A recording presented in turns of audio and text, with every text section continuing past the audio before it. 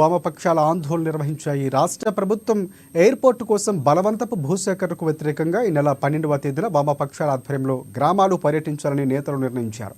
ఇక రాష్ట్ర ప్రభుత్వం కార్గో ఎయిర్పోర్టు కోసం బలవంతపు భూసేకరణ ఆపాలని వామపక్ష నాయకులు సిపిఎం పార్టీ జిల్లా పలాసలో సమావేశం తెలిపారు. ఇక ఈ కేంద్ర రాష్ట్ర ప్రభుత్వాలు సముద్ర తీర ప్రాంతాన్ని కార్పొరేటర్లకు కట్టబెడితే సహించేది లేదని హెచ్చరించారు. రాజీవ్ గాంధీ ఇంటర్నేషనల్ ఎయిర్పోర్టు శంషాబాద్ లో కార్గో విమానాశ్రయానికి 200 ఎకరాలు మాత్రమే భూమి ఉంది. 200 ఎకరాల్లో వాళ్ళు నిర్మాణం చేశారు. పచ్చని ఉద్యానంలో అర కిలోమీటర్ గ్రామాలు ఉన్నాయి. జీడి, కొబ్బరి, మునగ, పనస వంటి వాణిజ్య పంటలు ఉన్నాయి. 40 ఏళ్లుగా సముద్రాన్ని నమ్ముకున్న మత్స్యకారులు వాళ్ళ జీవితాలు మొత్తం బలవుతున్నాయి. పాలకులారా మమ్మల్ని ఆదుకోండి అంటే ఆనాడున్న కాంగ్రెస్ లేదా తెలుగుదేశం, వైసీపీ ఈ ముగ్గురు పాలకులు ఎవరు కూడా మత్స్యకారులను ఆదుకోలే.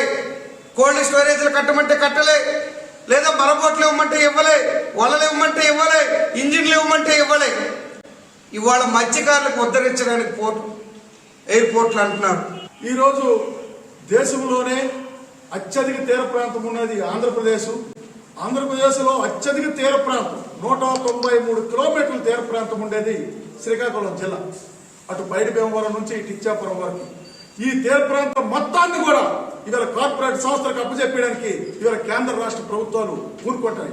దానికి అభివృద్ధి అనే ముసుగుతాయి. ఈ రోజు మొత్తం తీర ప్రాంతం అంతా కూడా కార్పొరేట్లకు దారాదత్వం చేస్తుంది. ఇట్లాంటివి చేస్తే సహించేది లేదని హెచ్చరించడానికే ఈ రోజు పత్రికాముఖంగా మేము తెలియజేస్తాం. గతంలోనే ఆ రోజు కూడా మేము వామపక్షాలు చెప్పినాం, ఈస్ట్ కోస్ట్ పవర్ ప్లాంట్ కి సంబంధించి భూములు సేకరించేటప్పుడు మీరు భూములు సేకరించొద్దు,